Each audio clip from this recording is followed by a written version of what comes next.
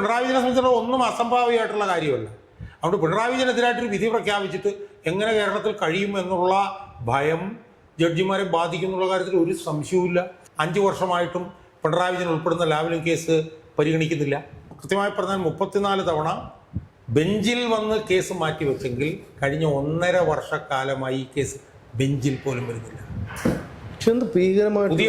പുതിയ വിവരമാണ്. നമസ്കാരം. ഒരു സാധാരണക്കാരൻ്റെ അവസാന അത്താണിയാണ്, അവന് ജീവിക്കാനുള്ള ഒരു പ്രതീക്ഷയാണ് ഒരു നാട്ടിലെ നീതിന്യായ വ്യവസ്ഥിതി.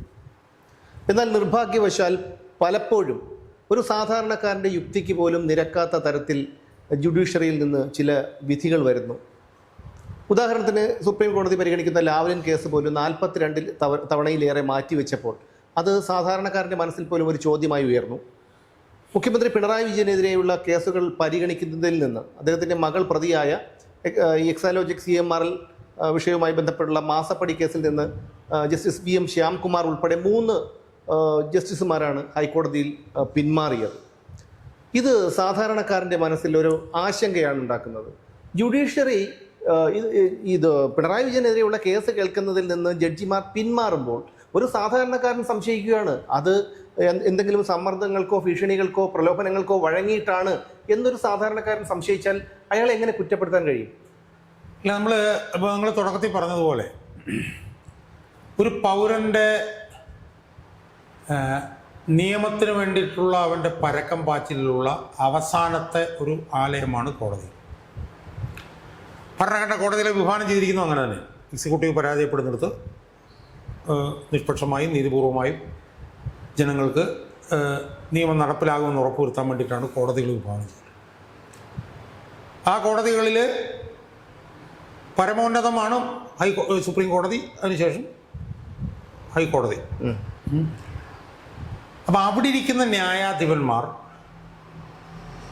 ജനങ്ങൾക്ക് നീതി കൊടുക്കുന്നതിൽ വ്യാപൃതരാകുന്നതിന് പകരം ഉന്നത രാഷ്ട്രീയ സ്വാധീനമുള്ള രാഷ്ട്രീയ നേതാക്കന്മാർ ഉൾപ്പെടുന്ന കേസുകൾ വരുമ്പോൾ അവർ അവിടുന്ന് വാരി ചുരുട്ടി ഓടുന്ന ഒരു സ്ഥിതി ഉണ്ടായാൽ പിന്നെ സാധാരണക്കാരൻ്റെ അവസ്ഥ എന്താ? അല്ല, അവിടെയാണ് ഒരു ആശങ്ക. ഇതൊരു ചെറിയ കാര്യമല്ല, ഒരു ചർച്ച ചെയ്ത് അവസാനിപ്പിക്കേണ്ട ഒരു വിഷയമല്ല. ഇതൊരു വലിയ ഒരു വിപത്തായിട്ട് തന്നെ നമ്മളിത് കരുതേണ്ടി വരും. കാരണം ഇപ്പോൾ ഇവിടെ നമ്മൾ കാണുന്നൊരു വിഷയം എന്ന് പറഞ്ഞാൽ എന്താ, ഇവിടെ ഇപ്പോൾ കേരളത്തിൽ ഒരുപാട് രാഷ്ട്രീയ നേതാക്കന്മാരുമായി ബന്ധപ്പെട്ടുകൊണ്ട് കോടതി വിധികൾ ഉണ്ടായിട്ടുണ്ട്. ഒരുപാട് രാഷ്ട്രീയ നേതാക്കന്മാർ കോടതി വിധികൾ കൊണ്ട് രാജിവെച്ച് പോകേണ്ടി വന്നിട്ടുണ്ട്.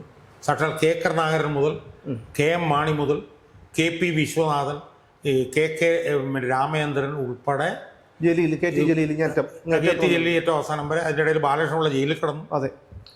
അപ്പോൾ ഒരുപാട് രാഷ്ട്രീയ നേതാക്കന്മാർ കോടതി വിധികളെ തുറന്നിട്ട് അവരുടെ രാഷ്ട്രീയ ജീവിതം അവസാനിപ്പിക്കുകയും അവർ മുഖ്യമന്ത്രി സ്ഥാനത്ത് ഉൾപ്പെടെ രാജിവെക്കുകയും മന്ത്രിസ്ഥാനത്ത് രാജിവെക്കുകയും ചെയ്യേണ്ടി വന്നിട്ടുള്ള ഒരു സംസ്ഥാനമാണ് കേരളം.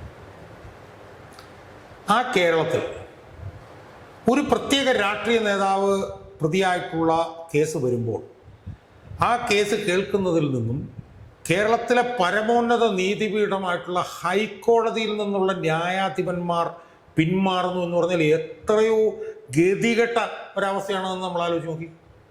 ഇപ്പം എന്താ സംഭവിച്ചിരിക്കുന്നത്? നമുക്കറിയാം, 2023 ഇൻട്രീം സെറ്റിൽമെൻറ്റ് ബോർഡിൻ്റെ ഉത്തരവിലാണ് പിണറായി വിജയൻ്റെ മകൾ വീണ വിജയൻ എക്സാലോജിക് എന്ന് പറഞ്ഞ കമ്പനിയിൽ, അല്ല CMRL എന്ന് പറഞ്ഞ കമ്പനിയിൽ നിന്ന് 1,72,00,000 രൂപ കൈക്കൂലി മേടിച്ചതായി ആ ഉത്തരവിൽ തന്നെ ഉണ്ട്. കൃത്യമായിട്ടോ ഓരോ വർഷവും ഏതാണ്ട് 8 ലക്ഷം രൂപ 10 ലക്ഷം രൂപയ്ക്ക് വെച്ചിട്ടുണ്ട്. അപ്പം ആ വിഷയത്തിൽ ആ ഓർഡറിൽ PV എന്നൊക്കെ പറഞ്ഞിട്ടൊക്കെ കിടപ്പുണ്ട്, അബ്രിവേഷനൊക്കെ കിടപ്പുണ്ട്. അപ്പം ആ ഉത്തരവിൻ്റെയും കൂടി പശ്ചാത്തലത്തിൽ ഈ അച്ഛനെതിരെയും മകൾക്കെതിരെയും CBI അന്വേഷണം വേണമെന്ന് പറഞ്ഞൊരു MR അജയൻ എന്ന് പറഞ്ഞൊരു മാധ്യമപ്രവർത്തകൻ ഹൈക്കോടതിയിൽ കൊണ്ടുവന്നൊരു കേസ് വരിക. അപ്പം ആ കേസ് ചീഫ് ജസ്റ്റിസും BM ശ്യാംകുമാർ എന്ന് പറയുന്ന 2 അംഗ ബെഞ്ചിൻ്റെ മുന്നിൽ വരുന്നു. ആ കേസിൽ നോട്ടീസൊക്കെ അയച്ചു കഴിയുമ്പോഴത്തേക്ക് BM ശ്യാംകുമാർ അങ്ങ് പിന്മാറുന്നു. അപ്പോൾ ഈ പിന്മാറുക എന്ന് പറയുന്ന ഒരു വകുപ്പിന് ഈ നിയമഭാഷയിൽ റെക്യൂസൽ എന്നാണ് പറയുന്നത്. റെക്യൂസൽ ഒരു കേസ് വരുമ്പോഴത്തേക്കും ഞാൻ പിന്മാറുമെന്ന് പറഞ്ഞാൽ പിന്മാറും. പക്ഷേ നിർഭാഗ്യവശാൽ നിയമത്തിൽ പറയുന്നത് പിന്മാറുമ്പോൾ ന്യായം പറയേണ്ടതാണ്, കാരണം പറയേണ്ടതാണ്. ഒരു കാരണമില്ലാതെ പിന്മാറാം. പക്ഷേ ഇതിനു മുമ്പ് പല ജഡ്ജിമാരും കാരണങ്ങൾ പറഞ്ഞ് പിന്മാറിയിട്ടുണ്ട്. സ്വാഭാവികമായി അതാണ് ഞാൻ ചോദിക്കാൻ പറ്റും. പക്ഷേ ഈ കേസിൽ വി എം ശ്യാംകുമാർ പിന്മാറുന്നതോടുകൂടി അത് ഒരു 2 അംഗ ബെഞ്ചിലേക്ക് വീഴാൻ പോകുന്നു. ആ 2 അംഗ ബെഞ്ചിലുള്ളത് മുഹമ്മദ് മുസ്താഖ് എന്നും ഹരിശങ്കർ വി മേനോൻ എന്നും പറഞ്ഞ 2 ജഡ്ജിമാരാണ്. അതിൽ മുഹമ്മദ് മുസ്താഖ് എന്ന് പറഞ്ഞ ഏറ്റവും സീനിയർ ആയിട്ടുള്ളൊരു ജഡ്ജാണ്. അയാൾ ആക്ടിംഗ് ചീഫ് ജസ്റ്റിസ് ആയിട്ട് കൊണ്ടിരുന്നിട്ടുണ്ട്. കേരള ഹൈക്കോടതിയിലെ 2ാമത്തെ സീനിയർ മോസ്റ്റ് ജഡ്ജാണ്. ഒരുപക്ഷെ സുപ്രീം കോടതിയിൽ പോലും അയാൾ ജഡ്ജാവാനുള്ള സാധ്യതയുള്ള ആളാണ് മുഹമ്മദ് മുസ്താഖ്. ആ മുഹമ്മദ് മുസ്താഖ് ഉൾപ്പെടുന്ന ഹരിശങ്കർ മേനോൻ ഉൾപ്പെടുന്ന 2 അംഗ ബെഞ്ചിൻ്റെ മുന്നിൽ വരുമ്പോൾ അവരും അങ്ങ് പിന്മാറുകയാണ്. അപ്പോൾ പിണറായി വിജയൻ എന്ന് പറഞ്ഞ മുഖ്യമന്ത്രി, അയാളുടെ മകൾ, അവർ പ്രതികളായിട്ട് നിൽക്കുന്ന ഒരു കേസിൽ 1 അല്ല 2 അല്ല 3 ന്യായാധിപന്മാർ ഒരു കാരണവും പറയാതെ അവർ പിന്മാറിപ്പോവുക. അല്ല, ഇതാണ് ജനങ്ങൾക്ക് ഒരു ചോദ്യം. നമ്മുടെ മനസ്സിൽ സാധാരണക്കാർക്ക് പോലും ആശങ്കയാണ് ഉണ്ടാക്കുന്നത്. നമുക്ക് തികച്ചും ഒരു രാഷ്ട്രീയപരമായിട്ടുള്ള ഒരു വിഷയമാണ്, അല്ലെങ്കിൽ ചിലപ്പോൾ രാഷ്ട്രീയപരമായിട്ടുള്ള എതിർപ്പ് കൊണ്ട് പിണറായി വിജയൻ ആയതുകൊണ്ട് നമുക്ക് ചിലപ്പോൾ ഒരു അമർഷം തോന്നാം. അങ്ങനെയല്ല. പക്ഷേ ഇതൊരു സാധാരണക്കാരന് ഒരു ഹൈക്കോടതി പോലും ഇത്തരത്തിൽ പെരുമാറുമ്പോൾ അവൻ്റെ ഉള്ളിൽ തീയാണ്. അവൻ എന്ത് ചെയ്യും? അതാണ്. അപ്പം ഇവിടെ ഇപ്പം എന്താ സംബന്ധിച്ചത്? പിണറായി വിജയനെതിരായിട്ടുള്ള കേസ് വന്നപ്പോൾ 3 ജഡ്ജിമാർ പിന്മാറി. ഇത് യഥാർത്ഥത്തിൽ പിണറായി വിജയനെ സംബന്ധിച്ചുള്ള ആദ്യത്തെ അനുഭവമല്ല. 2013 പിണറായി വിജയൻ പ്രതിയായപ്പോൾ നമ്മൾ മനസ്സിലാക്കേണ്ടത്, പിണറായി വിജയൻ ലാവ്ലിൻ കേസിൽ പ്രതിയാവുന്നത് തന്നെ 2007 ബഹുമാനപ്പെട്ട ഹൈക്കോടതിയിലെ ചീഫ് ജസ്റ്റിസ് അടങ്ങുന്ന ഡിവിഷൻ ബെഞ്ചിൻ്റെ ഉത്തരവിലൂടെയാണെന്ന് നമ്മൾ ഓർക്കണം. അതെ. അന്നൊരു വടക്കേ ഇന്ത്യൻ ചീഫ് ജസ്റ്റിസും ഒരു മലയാളി ജഡ്ജിയുമാണ് ഇതിനകത്തുണ്ടായിരുന്നത്. PK ബാലി വടക്കേ ഇന്ത്യൻ ആയിരുന്നെങ്കിൽ JB കോശി എന്ന് പറഞ്ഞ മലയാളി ജഡ്ജി ഉണ്ടായിരുന്നു. അവരാണ് പിണറായി വിജയൻ ഉൾപ്പെടുന്ന ഈ കേസിൽ CBI അന്വേഷണം പ്രഖ്യാപിച്ചതെന്നുള്ള മറക്കരുത്. ആ കേസിൽ 2013 തിരുവനന്തപുരം CBI കോടതി പിണറായി വിജയൻ ഉൾപ്പെടെയുള്ള എല്ലാ പ്രതികളെയും വെറുതെ വിട്ടു. 2013. അതിനെതിരെ 2014 CBI കേരള ഹൈക്കോടതിയിൽ അപ്പീൽ കൊടുക്കുക. ആ അപ്പീല് പിന്നെ തീർപ്പാകുന്നത് 2017 2017 പിണറായി വിജയൻ ഉൾപ്പെടെ 3 പേരെ വെറുതെ വിട്ടു. 3 പേര് പ്രതിസ്ഥാനത്ത് വിചാരണ നേരിടുന്നു. എന്നാൽ ആ 14-നും 17-നും ഇടയ്ക്ക് 6 or 7 ജഡ്ജിമാർ ഇതുപോലെ കാരണം പറയാതെ പിന്മാറി. ഈ പിണറായിക്കെതിരായിട്ടുള്ള കേസിൽ തന്നെ. അന്ന് ബഹുമാനപ്പെട്ട VR കൃഷ്ണയ്യർ ജീവിച്ചിരിപ്പുണ്ടായിരുന്നു. കേരളത്തിലെ ഏറ്റവും പ്രധാനപ്പെട്ട ന്യായാധിപനും സുപ്രീം കോടതി അന്ന് VR കൃഷ്ണയ്യർ അന്നത്തെ കേരള ഗവർണറായിട്ടുള്ള നിഖിൽ കുമാറിനും അന്നത്തെ കേരള ചീഫ് ജസ്റ്റിസ് ആയിട്ടുള്ള മഞ്ജുല ചെല്ലൂരിനും കത്തയച്ചിട്ട് പറഞ്ഞു, ഇത് നിയമവിരുദ്ധമാണ്, ഇത് തങ്ങളിൽ അർപ്പിതമായിട്ടുള്ള ഉത്തരവാദിത്വത്തിൽ നിന്ന് ജഡ്ജിമാർ പിന്മാറുകയാണ്, ഇത് ജനങ്ങൾക്ക് നീതി കിട്ടാനുള്ള അവകാശത്തിനെതിരായിട്ടുള്ള ഒരു തീരുമാനമാണ്, അതുകൊണ്ട് ഈ ജഡ്ജിമാരെ ഇംപീച്ച് ചെയ്യണം, അവരെ ഡിസ്മിസ് ചെയ്യണം എന്ന് പറഞ്ഞുകൊണ്ടാണ് അന്ന് VR കൃഷ്ണയ്യർ കേരള ഗവർണർക്കും കേരള ചീഫ് ജസ്റ്റിസിനും കത്തയച്ചത്. അതിന് സമാനമായിട്ടുള്ള സംഭവം തന്നെയാണ് ഇപ്പോൾ സംഭവിച്ചിരിക്കുന്നത്. അന്ന് പിണറായി വിജയനെതിരായിട്ടുള്ള കേസിൽ നിന്ന് ഒരു കാരണവും പറയാതെയാണ് അന്ന് ന്യായാധിപർ പിന്മാറിയത്. അതേ പിണറായി വിജയനെതിരെ വീണ്ടും 10 വർഷങ്ങൾ കഴിയുമ്പോൾ അതുപോലെ തന്നെ 3 ന്യായാധിപർ ഒരു ന്യായവും പറയാതെ പിന്മാറുമെന്ന് പറഞ്ഞു ഏറ്റവും വലിയ വൃത്തികേടും നിയമ സംവിധാനത്തിനോടുള്ള ഒരു വലിയ വെല്ലുവിളിയാണ്. പക്ഷേ അത് നമുക്കൊരു സംശയം ഉണ്ടാകുന്നത്, ഒരു സ്വാഭാവികമായിട്ടുള്ളൊരു സംശയം, പിണറായി വിജയനെ എല്ലാ കേസുകളിൽ നിന്നും, അതായത് ലാവ്ലിൻ കേസ് ഉൾപ്പെടെയുള്ള കേസുകളിൽ നിന്ന് സംരക്ഷിക്കുന്നത് BJPയുടെ കേന്ദ്ര നേതൃത്വമാണെന്നുള്ള ഒരു കിംവദന്തി, അത് ശരിയോ തെറ്റോ ജനങ്ങളുടെ മനസ്സിലുണ്ട്. അന്ന്, അതായത് ഈ ലാവ്ലിൻ കേസ് വരുമ്പോൾ എൻ്റെ തുടക്ക സമയത്ത് ഈ ജഡ്ജിമാർ പിന്മാറിയ സമയത്തൊന്നും BJP അല്ല കേന്ദ്രത്തിൽ അധികാരത്തിലിരുന്നത്. അപ്പോൾ പിണറായി വിജയൻ എന്ന് പറയുന്ന ഒരു രാഷ്ട്രീയ നേതാവിന് മാത്രം എന്താണ് ഇത്തരത്തിൽ എല്ലാ കാലത്തും ഒരു സംരക്ഷണം കിട്ടിയത്? അതിന്റെ പിന്നിൽ രാഷ്ട്രീയ കക്ഷികൾ തന്നെയാണോ, അതോ അതിലും വലിയ ആരെങ്കിലും? ഇല്ല, അതിൽ 2 കാരണങ്ങളുണ്ട്. ഒന്ന്, പിണറായി വിജയന് BJPയിൽ നിന്നൊരു സംരക്ഷണം കിട്ടുന്നുണ്ടെന്നുള്ളത് അതൊരു വസ്തുതയാണ്. നമ്മൾ പലതവണ ഡിസ്കസ് ചെയ്തിട്ടുണ്ട്. അപ്പോൾ ലാവ്ലിൻ കേസിൻ്റെ കാര്യത്തിൽ 2017 അപ്പീൽ സമർപ്പിച്ചത്. 8 വർഷമായിട്ട് 40-40 പ്രാവശ്യമായിട്ട് ബെഞ്ചിൽ വരുന്നു, മാറിപ്പോകും. അതിൻ്റെ കാരണം CBIയുടെ അനാസ്ഥയാണെന്നുള്ളത് വ്യക്തം. പക്ഷേ ഇവിടെ അതല്ല വിഷയം. ഇവിടെ വേറെന്തോ ആണ്. കാരണം ഈ ന്യായാധിപരെ സംബന്ധിച്ചിടത്തോളം അവർക്ക് ഭയമോ ഭീതിയോ ഫിയറോ ഫെർവറോ ഇല്ലാതെ പ്രവർത്തിക്കേണ്ടവരാണ് അവർ.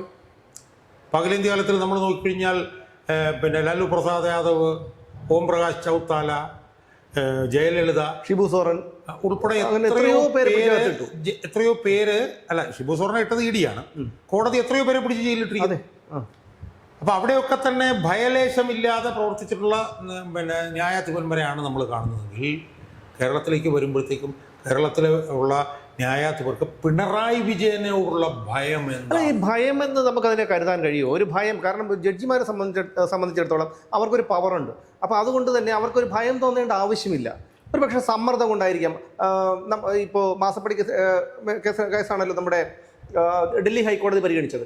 അതിലും ഇത് സമാനമായിട്ടുള്ള ഒരു സംഭവം ഉണ്ടായിട്ട് എത്ര തവണയാണ് കോടതി നീട്ടിവെച്ചത്? അല്ല, അതിലൊരു വ്യത്യാസമുണ്ട്. അത് ഇതുപോലെയല്ല. അതിൽ ജഡ്ജിമാർ പിന്മാറുകയല്ല ചെയ്തത്. അല്ല, ജഡ്ജിമാർ പിന്മാറിയതല്ല. പക്ഷേ അങ്ങനെയാണെങ്കിൽ പോലും 10-27 തവണ 17 തവണ നീട്ടിവെച്ചു. അല്ല, അത് ഞാൻ പറയുന്നത് അത് വാദിയും പ്രതിയും തമ്മിലുള്ള ഒത്തുകളിയുടെ ഭാഗമായിട്ട് നടക്കുന്നത്. അപ്പോൾ ലാവ്ലിൻ കേസ് നീട്ടിവെക്കുന്നത് CBIയും പിണറായി വിജയനും തമ്മിലുള്ള ഒത്തുകളിയാണ്. അതല്ല, അല്ല 14-15 തവണ കോടതിയാണല്ലോ നീക്കി വെച്ചത്. കോടതി നീട്ടിവെച്ചെന്ന് പറയുമ്പോഴും കോടതിയിലെ ജഡ്ജിമാർ പിന്മാറുകയല്ലോ ചെയ്തത്. അല്ല, വാദിക്കയുടെയും പ്രതിയുടെയും. ഞാൻ ജുഡീഷ്യറിയുടെ മൊത്തത്തിലുള്ള ഒരു കാര്യം പറഞ്ഞു. ജുഡീഷ്യറി അല്ല അവിടെ മാറ്റിവെച്ചത്. അവിടെ മാറ്റിവെച്ചതെന്ന് പറഞ്ഞാൽ വാദിയും പ്രതിയും തമ്മിലുള്ള ഒത്തുകളിയുടെ ഭാഗമായിട്ട് മാറ്റിവെക്കുകയാണ് ചെയ്യുന്നത്. അല്ലാതെ അവിടെ ഒരിക്കലും ജഡ്ജിമാർ പിന്മാറിയിട്ടില്ല. ഇവിടെ ജഡ്ജിമാർ പിന്മാറുകയാണ് ചെയ്യുന്നത്, കാരണം പറയാതെ. ജഡ്ജിമാർ കാരണം പറയാതെ പിന്മാറുന്നു എന്ന് പറയുമ്പോൾ എന്തോ എക്സ്ട്രേനിയസ് ആയിട്ടുള്ള കാരണം അതിൽ സ്വാധീനിച്ചിട്ടുണ്ടെന്ന് വേണം പറയാൻ. ഉദാഹരണത്തിന്, ഇപ്പോൾ ജഡ്ജിമാർക്ക് അധികാരമുണ്ട് എന്നുള്ളതൊരു വസ്തുത തന്നെ. പക്ഷെ ജഡ്ജിമാരായിട്ട് ഇരിക്കുമ്പോൾ മാത്രമേ അധികാരമുള്ളൂ. ജഡ്ജിമാർ റിട്ടയർ ചെയ്ത് കഴിഞ്ഞാൽ അവർക്ക് ആ അധികാരം ഇല്ല. ജഡ്ജിമാർ റിട്ടയർ ചെയ്ത് കഴിഞ്ഞാൽ പിന്നെ അതാത് ഭരണകൂടത്തിൻ്റെ ഔദാര്യത്തിലാണ് അവർ കഴിയേണ്ടത്. ജഡ്ജിമാർ റിട്ടയർ ചെയ്ത് കഴിയുമ്പോൾ പിണറായി വിജയനാണ് ഇവിടെ ഇരിക്കുന്നതെങ്കിൽ ഹൈപ്പോത്തറ്റിക്കലായിട്ട് നമ്മൾ അടുത്ത തവണയും പിണറായി വിജയൻ തന്നെ അധികാരത്തിൽ വിചാരിക്കാം. സ്വാഭാവികമായും പിണറായി വിജയനെതിരായിട്ട് വിധി പ്രഖ്യാപിച്ച ജഡ്ജിമാർക്ക് ഇച്ചിരി ബുദ്ധിമുട്ട് വരും. കാരണം പിണറായി വിജയനാണ് മുഖ്യമന്ത്രി. ആ പിണറായി വിജയനെ സംബന്ധിച്ചിടത്തോളം അതൊന്നും അസംഭാവ്യമല്ല. 2007 പിണറായി വിജയനെതിരായി വിധി പ്രഖ്യാപിച്ച VK ബാലി ഈ കേരളത്തിൽ നിന്ന് സിംബോളിക്കായിട്ട് നാട് കടത്തി അന്നത്തെ SFIക്കാർ. സിംബോളിക്കായിട്ട്, മനസ്സിലായില്ലേ? അപ്പോൾ അതുകൊണ്ട് പിണറായി വിജയനെ സംബന്ധിച്ചിടത്തോളം ഒന്നും അസംഭാവ്യമായിട്ടുള്ള കാര്യമല്ല. അതുകൊണ്ട് പിണറായി വിജയനെതിരായിട്ടൊരു വിധി പ്രഖ്യാപിച്ചിട്ട് എങ്ങനെ കേരളത്തിൽ കഴിയും എന്നുള്ള ഭയം ജഡ്ജിമാരെ ബാധിക്കുന്നുള്ള കാര്യത്തിൽ ഒരു സംശയവുമില്ല. അതുകൊണ്ട് തങ്ങളുടെ മുമ്പിൽ വരുന്ന ഈ കേസ് അങ്ങോട്ട് മാറ്റി വിട്ടു കഴിഞ്ഞാൽ പിന്നെ പ്രശ്നമില്ല എന്നവർ വിചാരിക്കുന്നുണ്ടെങ്കിൽ അതിലവരെ കുറ്റപ്പെടുത്താൻ ഒരു പക്ഷേ തീർച്ചയായിട്ടും അങ്ങനെ തന്നെ ആയിരിക്കാം. അല്ലെങ്കിൽ അങ്ങനെ ഈ ഒരു ഭയം അവർക്കുണ്ടായിരിക്കാം. അതല്ലെങ്കിൽ ഈ പ്രലോഭനം എന്തായാലും അതിലുണ്ടാവാൻ വഴിയില്ലെങ്കിൽ പോലും ഇങ്ങനെ ഒരു സംഭവം. പക്ഷേ ഇത് പറയുമ്പോൾ നമ്മളെടുത്ത് പറയേണ്ട ഒരു കാര്യം, വെള്ളാപ്പള്ളി നടേശൻ SNDPയുടെ ജനറൽ സെക്രട്ടറി, യോഗത്തിൻ്റെ ജനറൽ സെക്രട്ടറി വെള്ളാപ്പള്ളി നടേശൻ. ഈ വെള്ളാപ്പള്ളി നടേശനെതിരെ എത്ര വിധികളാണ് എതിരായിട്ട്, ഞാനൊരു സന്ദർഭം കൊണ്ട് പറയുന്നതാണ്. അല്ല, ഞാൻ പറഞ്ഞത് വെള്ളാപ്പള്ളി നടേശന്റെ വിഷയവും ഇതും അല്ല ഞാൻ പറഞ്ഞോട്ടെ. ഞാൻ പറയാൻ വന്ന പോയിന്റ് അതല്ല. അതായത് വെള്ളാപ്പള്ളി നടേശന് പരിക്ക് പറ്റാതെയുള്ള വിധികളാണ് പലപ്പോഴും കോടതികളിൽ നിന്ന് വന്നിട്ടുള്ളത്. ഞാനിത് ഒന്ന് നോക്കിയപ്പോൾ ഈ പല ജഡ്ജിമാരുടെയും, വിരമിച്ച ജഡ്ജിമാരുടെയും അടക്കം, സർവീസിലുള്ളവരുടെയും അടക്കം മക്കളോ മരുമക്കളോ ആയിട്ടുള്ള അടുത്ത ബന്ധുക്കൾ ഈ SNDP SN ട്രസ്റ്റ് സ്ഥാപനങ്ങളിലെ കോളേജുകളിൽ ജോലി ചെയ്യുന്നുണ്ട്. അതുണ്ട്. അത് ഞാൻ പറഞ്ഞത് വെള്ളാപ്പള്ളി നടേശനെ സംബന്ധിച്ചിടത്തോളം ഇത്തിരി വ്യത്യാസമുണ്ട്. വെള്ളാപ്പള്ളി നടേശനെ സംബന്ധിച്ച വ്യത്യാസം പറഞ്ഞാൽ ഇവിടുത്തെ ഇടത് പലതും BJP എല്ലാം വെള്ളാപ്പള്ളി നടേശന് അനുകൂലമാണ്. ഇത് വെള്ളാപ്പള്ളി നടേശന് അനുകൂലമായിട്ട് വിധി വന്നിട്ടുണ്ടെന്ന് പറയുമ്പോൾ വെള്ളാപ്പള്ളി നടേശന് എതിരായിട്ട് ഇപ്പോൾ വിധി വന്നിട്ടുണ്ട്. ഈ SP ശശിധരൻ ഉണ്ടല്ലോ, അയാൾ തന്നെ അന്വേഷിക്കണം എന്ന് കോടതി വെള്ളാപ്പള്ളി നടേശന്റെ കാര്യത്തിൽ പറഞ്ഞിട്ടുണ്ട്. കോടതി ആർജവത്തിലൂടെ പല കാര്യത്തിലും നിലപാടുകൾ എടുത്തിട്ടുണ്ട്. പക്ഷേ when it comes to Pinarayi Vijayan, അതാണ് വ്യത്യാസം. പിണറായി വിജയൻ ഉൾപ്പെടുന്ന വിഷയം വരുമ്പോൾ ഒന്നുകിൽ ജഡ്ജിമാർ പിന്മാറും, അല്ലെങ്കിൽ പിണറായി വിജയന് അനുകൂലമായി വിധി വരും. അതാണ്. ഇപ്പം മാത്യു കൊള്ളുന്നതാണ് കൊടുത്ത കേസ്, അതുപോലെ മറ്റൊരു വിഷയം എന്ന് പറഞ്ഞു കഴിഞ്ഞാൽ PP ദിവ്യ പ്രതിയായ നവീൻ ബാബുവിൻ്റെ കേസ്.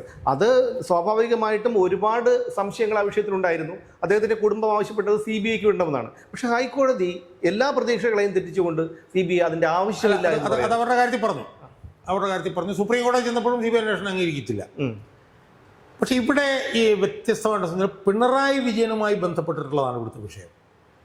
പിണറായി വിജയനുമായി ബന്ധപ്പെട്ടുകൊണ്ട് 2014-ലും 2017-നും ഇടയ്ക്ക് ലാവ്ലിൻ കേസ് പരിഗണിക്കുന്നത് 6 or 7 ജഡ്ജിമാർ പിന്മാറി. For what rhyme or reason? എന്തുകൊണ്ട് പിന്മാറി?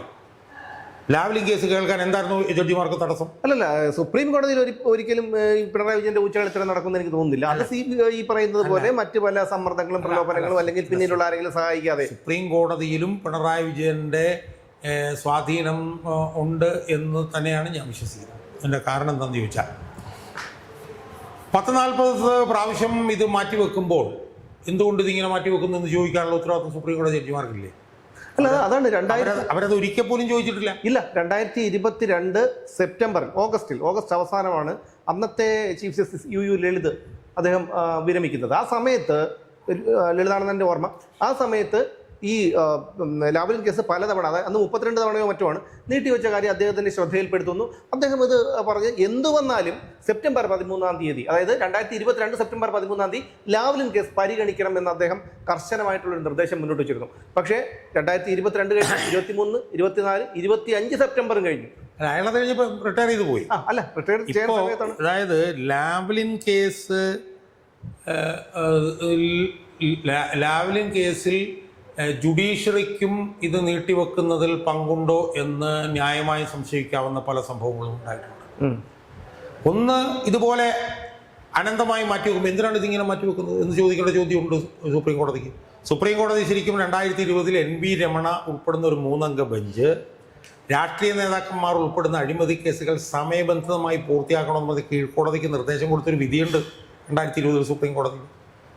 അങ്ങനെ വിധി പ്രഖ്യാപിച്ച സുപ്രീം കോടതിയാണ് 5 വർഷമായിട്ടും പിണറായി വിജയൻ ഉൾപ്പെടുന്ന ലാവ്ലിൻ കേസ് പരിഗണിക്കുന്നില്ല. മനസ്സിലായി? ഇനി രണ്ടാമത്തെ പ്രധാനപ്പെട്ട വിഷയം എന്താ? യഥാർത്ഥത്തിൽ 30-35 തവണ, കൃത്യമായി പറഞ്ഞാൽ 34 തവണ ബെഞ്ചിൽ വന്ന് കേസ് മാറ്റിവെച്ചെങ്കിൽ കഴിഞ്ഞ 1.5 വർഷക്കാലമായി ഈ കേസ് ബെഞ്ചിൽ പോലും വരുന്നില്ല. പുതിയ വിവരമാണ്. അതായത് 16/4/2024 ശേഷമാണെന്നാണ് എൻ്റെ ഓർമ്മ. 16/4/2024 ശേഷം ഈ കേസ് ബെഞ്ചിൽ 1.5 വർഷം. ആ കേസ് കേൾക്കേണ്ട ബെഞ്ച് സൂര്യകുമാറും KV വിശ്വനാഥനും അടങ്ങുന്ന ബെഞ്ചാണ്. അല്ല, സൂര്യകുമാർ ഇപ്പോൾ പുതിയ ചീഫ് ജസ്റ്റിസായി. KV വിശ്വനാഥൻ ഒരു മലയാളിയാണ്, പാലക്കാടുകാരൻ ജഡ്ജാണ്. ആ KV വിശ്വനാഥൻ ഇന്നും കൂടി ഉൾപ്പെട്ട ഈ ബെഞ്ച് 1.5 വർഷക്കാലമായി ആ ബെഞ്ചിൻ്റെ മുന്നിൽ പോലും ലാവ്ലിൻ കേസ് വന്നില്ല എന്ന് പറയുമ്പോൾ ലാവ്ലിൻ കേസുമായി ബന്ധപ്പെട്ടുകൊണ്ട് ഇതിങ്ങനെ അനന്തമായി നീണ്ടുപോകുന്നതിൽ ജുഡീഷ്യറിക്കും പങ്കുണ്ടോ എന്നുള്ള ആരോപണം സാധാരണ ജനങ്ങളുടെ ഇടയിൽ നിന്ന് ഉയരും. ഉറപ്പായിട്ടും ആ ആരോപണമുണ്ട്. പക്ഷേ ഇവിടുത്തെ പ്രശ്നം എന്ന് പറഞ്ഞാൽ എന്താണ്? ഇവിടെ ഇപ്പോൾ എനിക്ക് തോന്നുന്നു ഒരു 10-11 ഹൈക്കോടതി ജഡ്ജിമാർ പിണറായി വിജയൻ ഉൾപ്പെട്ട കേസ് വരുമ്പം പിന്മാറുന്നു. എന്താണ് ഇതിൻ്റെ കാരണം എന്ന് ചോദിക്കുമ്പോൾ നമ്മുടെ മുന്നിൽ ഉയർന്നു വരുന്ന ഒരേ ഒരു മറുപടി കേരളത്തിൽ ജീവിക്കേണ്ട. ഇപ്പോൾ ഞാൻ കഴിഞ്ഞ ദിവസം ഇതുമായി ബന്ധപ്പെട്ടൊരു വീഡിയോ ചെയ്തു. അതിൻ്റെ ഇടയിൽ ഒരുപാട് കമൻറ്റ് വന്നിട്ടുണ്ട്. സുഹൃത്തെ, ഇവർക്കൊക്കെ കേരളത്തിൽ ജീവിക്കണ്ടേ? അല്ല, അത് ജഡ്ജിമാരുടെ കാര്യം ഇങ്ങനെയാണെങ്കിൽ ഈ സാധാരണക്കാരുടെ ജനങ്ങളുടെയും ഉദ്യോഗസ്ഥന്മാരുടെയൊക്കെ കാര്യം ഒന്ന് ആലോചിച്ച് നോക്കും. ഈ ഒരു മനുഷ്യൻ ഈ ഒരു നാടിനെ എത്രത്തോളം ഒരു കിരാതഭൂമി ആക്കിയിരിക്കുന്നു. അതിനകത്ത് കാണേണ്ട ഒരു വിഷയം എന്താണെന്നറിയോ? അതായത് ഇതിനകത്ത് കാണേണ്ട ഒരു വിഷയം, ഇതുപോലുള്ള വിഷയങ്ങൾ വരുമ്പോൾ ആ വിഷയങ്ങൾ പൊതുജനങ്ങളുടെ ശ്രദ്ധയിൽ കൊണ്ടുവരികയും അതിനെതിരെ പറയുകയും ചെയ്യാൻ ആർജവവും നട്ടലും ഇംഗ്ലീഷിൽ പറഞ്ഞ കപ്പാസിറ്റി ഉള്ളവന്മാർ ഇവിടെ ഉണ്ടാവണം. അന്ന് കൃഷ്ണയ്യർ പറഞ്ഞു, ഒരുപക്ഷെ അച്യുതാനന്ദൻ ഉണ്ടായിരുന്നെങ്കിൽ അച്യുതാനന്ദൻ പറഞ്ഞാൽ ഇവിടെയുള്ള ഒരു രാഷ്ട്രീയ നേതാക്കന്മാർക്കും ഇതിനുള്ള കപ്പാസിറ്റി ഇല്ല. അതായത് ഒരു 3 അടുപ്പുകല്ലുകളാണല്ലോ BJPയും CPM-ഉം കോൺഗ്രസും. കേരളത്തിൽ 3 അടുപ്പുകല്ലുകളാണ്. അവർ പരസ്പരം ഈ 3 അടുപ്പുകല്ലുകളില്ലാതെ എങ്ങനെയാണ് അവിടെ ഒരു ആ അടുപ്പിൽ ഒരു കലം വെച്ച് പാചകം ചെയ്യുക? അപ്പോൾ ഇതുപോലൊരു വിഷയം വരുമ്പോൾ ഇവിടുത്തെ പ്രതിപക്ഷ നേതാവല്ലേ ചോദിക്കേണ്ടത്, എന്താണ് രാവിലെ പിണറായി വിജയനുമായി ബന്ധപ്പെട്ട വിഷയം വരുമ്പോൾ ജഡ്ജിമാരെല്ലാം പിന്മാറുന്നത് എന്തുകൊണ്ട് എന്ന് ചോദിക്കാൻ ഉത്തരവാദിത്തപ്പെട്ട ആളുകൾ ഇത് ചോദിക്കാതിരിക്കുമ്പോൾ ഞാൻ മുമ്പ് പലപ്പോഴും പറഞ്ഞിട്ടുള്ളത് പോലെ കേരളത്തിന്റെ പ്രധാന ശാപം ഈ പിണറായി വിജയൻ അല്ല. ഈ കേരളത്തിന്റെ പ്രധാന ശാപവും കേരളത്തിനെ ഇന്നത്തെ ഈ അവസ്ഥയിലേക്ക് എത്തിച്ചതും ഈ VD സതീശൻ എന്ന് പറയുന്ന നിർഗുണ പരബ്രഹ്മമായ കഴിവുകെട്ട ഒരു നേതാവാണ്, ഒരു പ്രതിപക്ഷ നേതാവാണ്. അയാളാണ് ഈ നാടിനെ ഇപ്പോഴും. അതാണ് കാരണം വെച്ചാൽ ഇതൊന്നും ചോദ്യം ചെയ്യാൻ ഇവിടെ ആളില്ല. ചോദ്യം ചെയ്യാൻ ആളില്ലാത്തപ്പോൾ ഇതുപോലെയൊക്കെ നടക്കും. ഇനിയിപ്പം മാസപ്പടി കേസ് സംബന്ധിച്ച് മാസപ്പടിയുമായി ബന്ധപ്പെട്ട് വേറൊരു കേസ് കിടപ്പുണ്ട് ഹൈക്കോടതിയിൽ. ആ കേസിൽ ജഡ്ജിമാരെന്താ ചെയ്യുന്നറിയോ? അവർ പിന്മാറുകയല്ല ചെയ്തത്, അവർ മാറ്റി വെക്കുക ചെയ്യും. അവർക്ക് ട്രാൻസ്ഫർ ആകുമ്പോൾ TR രവി എന്ന് പറഞ്ഞൊരു ബെഞ്ച് വന്നു, അത് മാറ്റി വെച്ചു. അത് കഴിഞ്ഞ് PV കുഞ്ഞികൃഷ്ണൻ്റെ ബെഞ്ചിൽ ചെന്നു, അയാൾ മാറ്റി വെച്ചു. അപ്പം പിണറായി വിജയനുമായി ബന്ധപ്പെട്ട കേസ് വന്നു കഴിഞ്ഞാൽ ഒന്നുകിൽ ജഡ്ജിമാർ പിന്മാറും, അല്ലെങ്കിൽ ജഡ്ജിമാർ മാറ്റി വെക്കും. അനുകൂലമായിട്ടുള്ള വിധി വരില്ല.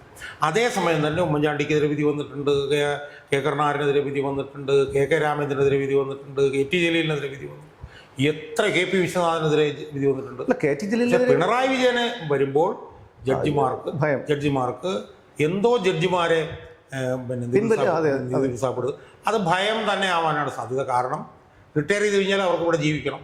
പിന്നെ പിണറായി വിജയനുമായി ബന്ധപ്പെട്ട കേസ് വരുമ്പോഴത്തേക്ക് പിന്മാറി കഴിഞ്ഞാൽ നാളെ പിണറായി വിജയൻ എന്തെങ്കിലും സ്ഥാനം കൊടുക്കുമോ എന്നുള്ള ഒരു ഇതും കൂടെ അവർക്ക് ചിലപ്പോൾ അങ്ങനെയുള്ള എന്താ പറഞ്ഞ കാര്യം എന്ന് ചോദിച്ചാൽ പിണറായി വിജയനെ കുറ്റമുക്തനാക്കിയ പി ഉബൈദ് ആ ജഡ്ജിക്ക് റിട്ടയർ ചെയ്ത് കഴിഞ്ഞപ്പോൾ 2 സ്ഥാനമാണ് പിണറായി വിജയൻ കൊടുത്തു. മനസ്സിലായി? അപ്പം അതുകൊണ്ട് തന്നെ ഒന്നുകിൽ ഭയമായിരിക്കാം, കാരണം എന്തിനു വെറുതെ ഈ വയ്യാവലി എന്ന് ഭയമായിരിക്കാം. 2 ഇനിയിപ്പോൾ പിണറായി വിജയൻ ഇനിയിപ്പോൾ ജഡ്ജിമാർ മാത്രമല്ല ജഡ്ജിമാരുടെ ബന്ധുക്കളും ഒക്കെ ഇവിടെ ജീവിച്ചിരിക്കുന്നില്ലേ, അവർക്കൊക്കെ അവിടെയും ചിലപ്പോൾ കൈയും കാലും പോയെന്നിരിക്കാം. അപ്പം അതുകൊണ്ട് പക്ഷെ ഈ അവസ്ഥ ജുഡീഷ്യറിയെങ്കിലും മനസ്സിലാക്കണം.